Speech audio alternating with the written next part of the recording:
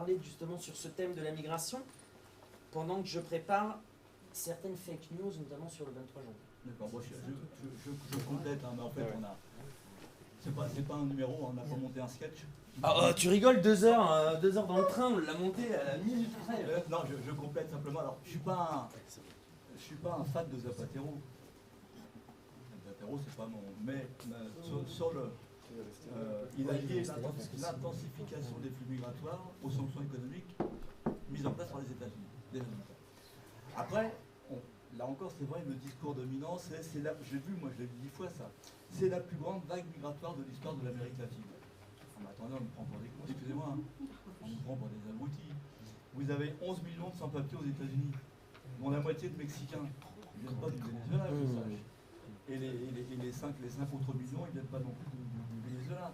Vous avez eu en Équateur une crise bancaire terrible à la fin des années 90. En 98, vous avez 2 millions d'Équatoriens qui sont partis en quelques mois. Ouais, je me souviens à l'époque, j'étais allé en Équateur, et sur les murs de la deuxième ville du pays, il y avait des grands graffitis que le dernier qui part éteigne la lumière. Pour le coup, ça n'a pas été médiatisé à l'époque, on n'en a pas fait tout un pataquès. Voilà, j'ai retrouvé le document Migration Colombia dont je vous parlais tout à l'heure, donc je vous donne les chiffres exacts. Donc c'est un rapport de Migration Colombia septembre 2018. Donc déjà à l'époque où Ivan Duque prétend qu'il y a 1 million de Vénézuéliens qui ont fui sur son territoire, ce document de Migration Colombia dit depuis 2015, plus de 900 000 Vénézuéliens sont entrés. Depuis 2015, hein, ça fait 33 ans. Plus de 900 000 Vénézuéliens sont entrés. 181 472 ont un permis de résidence. 50 000 sont en situation irrégulière. 593 000 ont quitté le pays en 2018. Qui fait que... Vous avez dit 2015, en 3 ans. Entre 2015 et 2018. En 3 ans. Et donc là, quand on fait le calcul, si vous en avez 900 000 qui rentrent et 593 000 qui ressortent, on n'a pas 1 million. Et alors, il y a eu un moment absolument extraordinaire où on a eu le secrétaire général de l'Organisation des États américains, Luis Almagro, qui est, j'aime pas être grossier, mais qui est un valet de Washington, en gros, voilà, c'est-à-dire qui est un exécutant des bases œuvres de Washington, qui est allé sur la frontière colombienne à Cúcuta, que Romain connaît bien. Alors, je vous signale entre parenthèses que Cúcuta, sur la frontière colombienne, c'est une zone qui est pourrie par le militarisme. C'est une zone dans laquelle, effectivement, la contrebande, quand je vous parlais tout à l'heure des produits de première nécessité qui manquent au Venezuela, il y a une partie extrêmement importante qui part en contrebande en Colombie. Donc, évidemment, comme ils sont achetés avec des dollars à un taux préférentiel, vous les expédiez en Colombie en contrebande et vous faites la culbute. Et c'est quand même une zone Cúcuta où, il n'y a pas si longtemps, il y a quelques années, les paramilitaires colombiens, les autodéfenses unies de Colombie, avaient installé un four crématoire à 15 minutes de Cúcuta, où ont été brûlés pour effacer les traces 300 Colombiens d'opposition, dont certains ont été brûlés vifs. Voilà la région de Cúcuta. Voilà la région qui est devenue le héros de la lutte contre la dictature de Maduro. Et alors, ce secrétaire général de l'OEA, Luis Almagro, est allé sur la frontière pour s'inquiéter du sort des réfugiés colombiens. Mais jamais on a vu un secrétaire général de l'OEA aller en Colombie pour s'inquiéter du sort des réfugiés internes colombiens. Il y a un conflit armé en Colombie. Vous avez en gros 5 millions de Colombiens qui sont passés au Venezuela pendant toutes ces années. Et puis vous avez en Colombie, sans que personne ne s'en émeut, vous avez eu 99 000 déplacés internes entre 90 et 94 sous le mandat de César Gaviria. Vous en avez eu 457 735 sous Ernesto Samper, de 94-98. Andrés Pastrana, 98-2002, 1 550 000 déplacés internes colombiens. Álvaro Uribe, président d'extrême droite, 2 mandats, 2002-2006. 1 573 000 son premier mandat. 1 296 000 son deuxième mandat. 2 800 000 son 2 mandats. De déplacés internes colombiens. Juan Manuel Santos, 700 000. Et jamais on n'a vu personne s'aller à Cúcuta s'inquiéter du sort des réfugiés colombiens. Donc, vous l'avez compris, c'est effectivement, il y a une instrumentalisation, ça ne sous-estime pas le problème, il y a un vrai problème, il y a des gens qui rentrent, mais très très peu. Mais évidemment, la situation désastreuse fait qu'au Venezuela, on part, parce que, comme il y a combien de Grecs qui sont partis pour quitter la Grèce, en situation de crise économique. Je reviens juste sur un point avant que tu lances tes images. Tu l'as dit, hein, tu l'as dit déjà, tu l'as laissé entendre. est-ce que le Venezuela est une démocratie? On vous dit non. Conseil national électoral, truqué, Prenez les élections régionales de décembre 2013. Nicolas Maduro vient d'arriver au pouvoir. La majorité présidentielle, donc de Maduro, la remporte les élections avec 49,2%. Entre parenthèses, c'est pas la Corée du Nord, c'est pas 97%, hein. C'est 49,2%. L'opposition, 42,7%. Le PSUV, donc le Parti Socialiste du Venezuela, remporte 15 des 24 capitales d'État. Mais l'opposition remporte 9. Et elle remporte des capitales d'État qui sont de l'importance de villes plus importantes que Annecy, hein, je parle, Lyon, Nantes, Bordeaux, je cite Mérida, Valencia, Barquisimeto, San Cristóbal, Maturín, Barinas, le fief historique de la famille Chavez. Et dans ces conditions, l'opposition n'accuse pas le Conseil national électoral d'avoir fait des fraudes. Les candidats de l'opposition qui gagnent, ils disent on a gagné. Et puis vous avez le même phénomène lors des dernières régionales, octobre 2017, 61% de participation, et les Bolivariens remportent 18 États sur 23 ou 24. Et là encore, contrairement à ce qu'a dit un abruti sur France Inter, que vous connaissez tous, Anthony Bélanger. Alors un coup il est sur France Inter, un coup il est sur BFM TV, un coup il est je ne sais pas où, qui lors de ces élections a dit oui, les chavistes ont gagné, mais évidemment on n'est plus comme dans les dictatures à l'ancienne où on gagne avec 90% des voix, on laisse quelques miettes à l'opposition. Et je trouve que l'opposition, en octobre 2017, elle gagne dans les États de Mérida, Zulia, Táchira, ceux précisément qu'il ne faut pas perdre, parce qu'ils sont sur la frontière colombienne. C'est-à-dire que s'il y avait fraude au Venezuela, c'est ces États-là que le gouvernement aurait tenté de garder. Évidemment. Bon. Donc, effectivement, on parlait des médias, il y a une manipulation, j'arrive même pas à l'expliquer. Alors, il n'y a pas un chef d'orchestre clandestin qui décide pour tout le monde. C'est que ça dure depuis très longtemps, que Chavez a eu le malheur de ressortir des limbes un mot qu'on voulait rayer de la carte, on a oublié que le mot socialisme. Donc déjà, là, ça pose un problème. Et puis ensuite, vous avez une espèce de phénomène de copier-coller général. C'est quoi? On fait l'expérience. Hein. De copier-coller général dans lequel, à la limite que la presse de droite attaque le Venezuela de Chavez ou Maduro, c'est complètement légitime. Mais dans lequel vous avez l'ex-quotidien d'information Le Monde qui devient le fer de lance, et y compris pour moi ou pour nous, ou pour nous tous qui sommes des défenseurs du service public, dans lequel France Culture, par exemple, sur lequel j'ai été producteur pendant des années, est devenue la voix officielle de l'opposition vénézuélienne. Alors je ne vous parle pas de tout France Culture, je vous parle des tranches matinales. Vous prenez France Culture, France Inter, France Info, vous prenez... Bon, c'est des heures d'information, c'est-à-dire c'est en gros entre 6h30, 7h et 9h le matin. Des heures de grande écoute. Après, sur France Culture, vous avez des trucs extraordinaires. Hein. Sur France Inter, vous avez des trucs... Mais les tranches matinales sont tenues par les commissaires politiques. Par des commissaires politiques, réellement. Et effectivement, il n'y a plus de différence entre service public et service privé. Vous avez, donc, je vous parlais d'Anthony Bélanger, un coup sur France Inter, un coup sur France Info, un coup à BFM. Vous avez Patrick Demorand, qui est sur France Inter, et puis qui part à Libé, et puis qui plante Libé, et puis qui revient à France Inter, où il remplace Patrick Cohen, qui est parti à Europe 1, et puis qui reviendra sur le service public.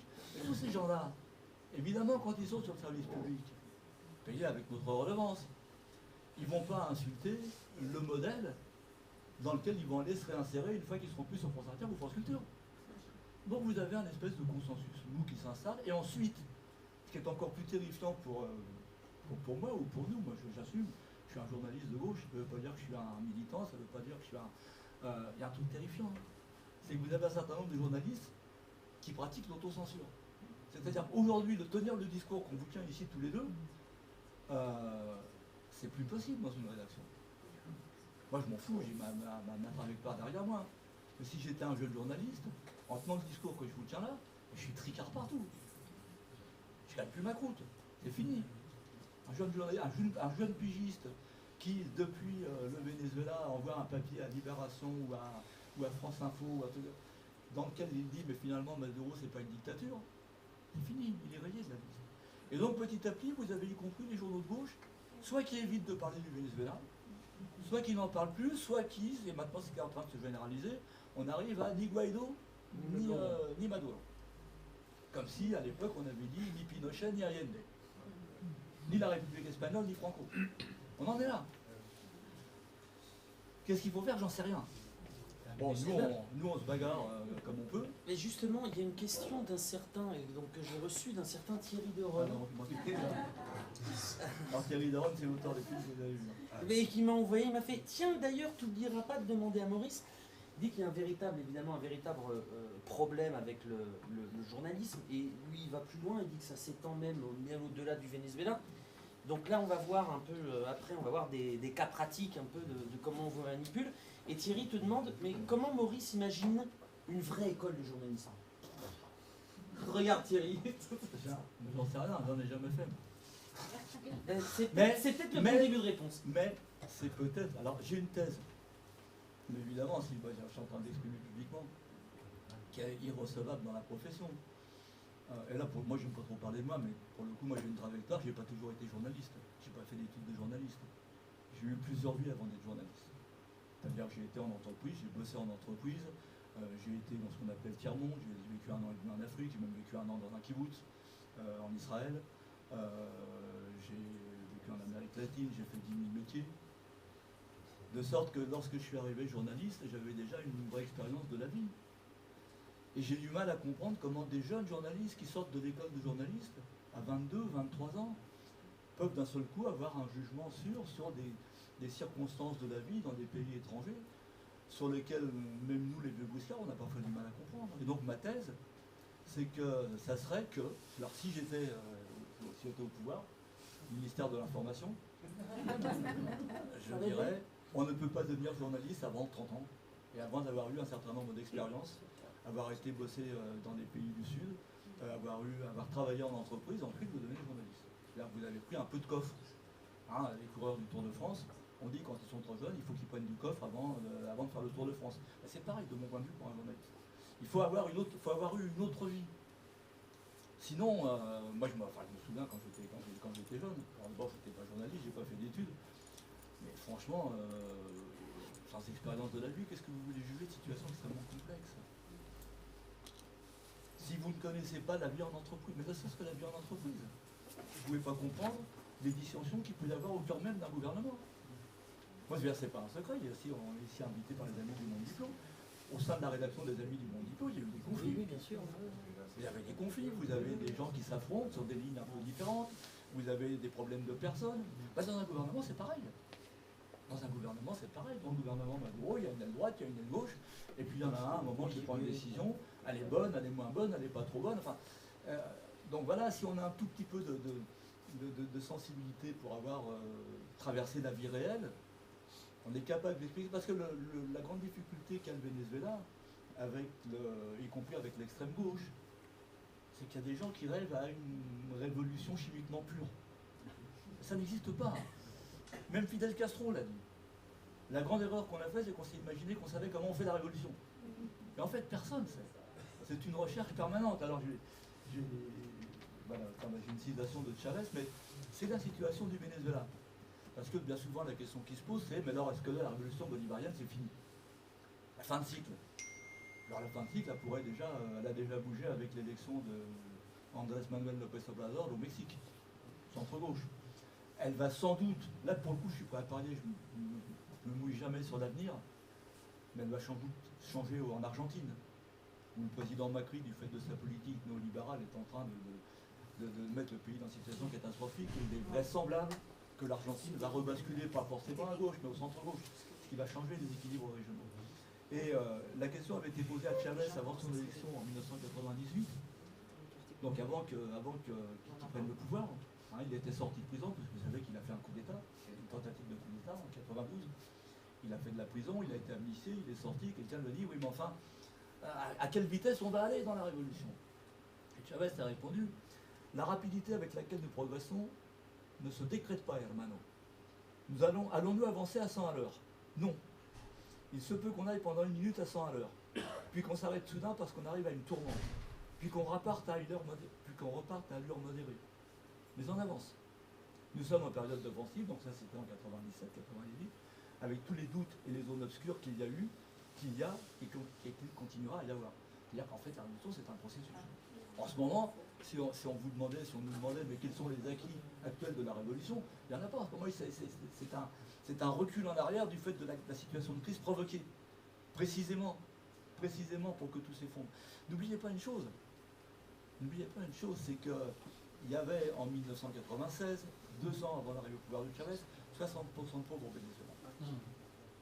En 2000, faut pas que je me trompe, en 2012 ou 2013, c'était descendu à 19,6%. Là, en pleine période de crise, vous avez 2 500 000, 2 500 000 logements sociaux qui ont été attribués. Il y avait à l'époque, 96, 98, 300 000 personnes qui avaient une pension de retraite au Venezuela. Ils sont 3 400 000 aujourd'hui. Alors, la situation, elle est extrêmement difficile. Mais les Vénézuéliens, ils savent. Et le noyau dur qui continue à soutenir Maduro, c'est là-dessus. Parce qu'il ne faut pas se faire d'illusions. Si demain la droite revient au pouvoir au Venezuela, certes, la crise va sans doute s'atténuer. Mais tous les acquis de la révolution, parce qu'il y a encore des acquis de la révolution, disparaîtront. Il y aura des questions à poser, je pense, par la suite, mais je pense que tu vas... Oui, je veux juste faire juste un exemple visuel, et puis après on passe aux questions. Là, les questions des internautes ont été posées, j'imagine que vous avez beaucoup de choses à demander à Maurice. Mais là, je voudrais juste vous montrer, on en a parlé, mais c'est toujours mieux quand on le regarde en visuel. Donc là, vous voyez, c'est par rapport à les fameux camions d'aide humanitaire. Donc, entre janvier et mi-février, les États-Unis ont volé 30 milliards de dollars au Venezuela. Soit des actifs de PDVSA, de l'entreprise pétrolière, soit sa filiale Citgo, soit ont gelé des comptes bancaires appartenant au Venezuela. Il y en a pour plus de 6 milliards de dollars gelés sur des comptes en banque. Donc, l'aide humanitaire, c'était de faire rentrer 20 millions. On vous vole 30 milliards, on vous donne une aumône de 30 millions sous forme, soi-disant, de médicaments ou d'aliments. En réalité, ce n'était pas du tout ça le problème. Dès que l'instant où Maduro a dit que non, que de toute façon le Venezuela était un pays souverain et que si les pays voulaient aider le Venezuela, qui lève le blocus, qui restitue les actifs de PDVSA, etc., ils ont continué dans cette stratégie pour voir qu'est-ce qu'allaient faire les militaires. Est-ce qu'ils allaient obéir au commandant en chef de la République bolivarienne du Venezuela, Nicolás Maduro, ou est-ce qu'ils allaient obéir au commandant en chef parallèle, Juan Guaidó? Les camions, évidemment, l'armée a été fidèle à la Constitution, fidèle à la République, les camions ne sont pas passés. Et il y a un camion qui a brûlé. C'est exactement ce qu'attendaient les États-Unis pour essayer d'intervenir. Immédiatement après que le premier camion est brûlé, Mike Pompeo, John Bolton ont dit c'est inadmissible, il faut qu'on agisse, on ne peut pas laisser un gouvernement brûler des camions de médicaments ou d'aliments. Ok, là j'ai pris Libération, mais tous les journaux français et européens ont titré de même. Après un week-end lors duquel les autorités vénézuéliennes ont brûlé ou repoussé 10 camions. D'accord? Alors maintenant, on va voir qu'est-ce qu'il en est et on va passer, ça prend du temps. Ouais. Attendez, il est là. Oh! Non, c'est pas le bon. Là, c'est le bon. Voilà. Voilà. Là, c'est du côté colombien. Ça, c'est l'opposition. De l'autre côté, vous avez la barrière donc, des policiers vénézuéliens qui gardent la frontière. Donc les manifestants sont là. Les 3 camions d'humanitaires que vous voyez là, ils sont sur le côté. Et qu'est-ce que vous voyez? Cocktail Molotov lancé depuis les troupes de l'opposition, ici, et qui tombe sur le deuxième camion. Voilà. Qu'est-ce que vous a dit Libération? Que c'est le gouvernement de Nicolás Maduro qui a brûlé les camions. C'est un mensonge. C'est une fake news. Je vous en mets une deuxième, assez rigolote. Il y a eu des affrontements. À la frontière colombienne. Il y en a eu aussi à la frontière brésilienne. À la frontière brésilienne, c'est un territoire où il y a beaucoup d'indigènes, notamment de l'ethnie Pemon. Il y a eu des affrontements, il y a eu des morts. Tous les journaux au niveau mondial ont sorti ça. Donc là, j'ai pris l'Express. Venezuela, un discret massacre d'Indiens d'Amazonie signé Maduro. Alors, l'Express, ils ont été assez tranquilles parce qu'il y a beaucoup de journaux qui ont parlé de génocide. Et puis après, dans le corps du texte, il y avait 8 morts. Bon. En fait, ça, c'était destiné absolument au public d'Europe et des États-Unis. Pourquoi? Tout simplement parce qu'en Europe et aux États-Unis, on a une vision assez romantique des Indiens. On a l'impression qu'ils sont en pagne, c'est Yakari, c'est Tintin, l'oreille cassée ou quoi que ce soit. Je vais vous montrer donc les indigènes qui se sont affrontés à la garde nationale. Voilà, ils sont là. Donc vous pouvez voir, c'est pas des arcs, c'est pas des flèches, il n'y a pas de carquois, il n'y a pas de pagne, il n'y a pas de totem, il n'y a pas Yakari. Non? Ces gens-là font partie d'un groupe paramilitaire. Il y en a sur la frontière colombienne, il y en a aussi sur la frontière brésilienne, qui s'appelle la Guardia Territorial Indígena. Alors ce qui est assez rigolo, c'est qu'en 2017, donc là je refais un peu aussi les chroniques, en 2017, donc 2 ans avant ce qui s'est passé, il y a un journal d'opposition qui a fait un article et qui s'est plaint de l'inaction du gouvernement face à la Guardia Territorial Indígena, dans laquelle ils disent qu'il y a un groupe mafieux qui s'appelle la Garde territoriale indigène, qui raquette les gens, qui se livre au trafic de minerais, au trafic d'or, à la prostitution, etc., qui fait régner la terreur dans tout le sud de l'état du Bolivar, et donc l'état frontalier avec le Brésil. Le gouvernement ne fait rien, c'est horrible, etc. Lorsque Guaido s'autoproclame président, le maire de la zone, qui est lui-même d'opposition, rallie Guaido, et dans une déclaration, encore une fois, sur un journal d'opposition, dit « Je rallie Guaido et je lui mets à sa disposition la garde territoriale indigène. » C'est-à-dire eux. Ça, c'est pas moi qui l'ai inventé, je ne l'ai pas pris sur Granma, le journal du Parti communiste cubain, je l'ai pris sur des sites d'opposition au Venezuela. Donc, le discret massacre d'indigènes, c'est pas du tout un massacre d'indigènes.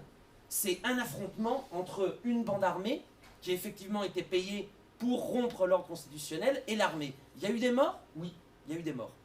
Effectivement, il y a eu des morts. Ce qu'on ne vous a pas dit aussi, c'est qu'il y a eu des membres de l'armée qui ont été séquestrés pendant toute une journée. Et il y a eu effectivement des morts, il y a eu 8 morts, la plupart faisant partie de ce groupe mafieux. Troisième et dernière, mais elle est rigolote, les centrales électriques ont été hackées. Pourquoi je dis les centrales électriques? Parce que c'est pas une centrale. Au Venezuela, il y a 3 centrales qui sont sur le fleuve Caroni qui alimentent 70% d'électricité du pays. Le 7 mars à 4h42, les 3 centrales se sont arrêtées en même temps.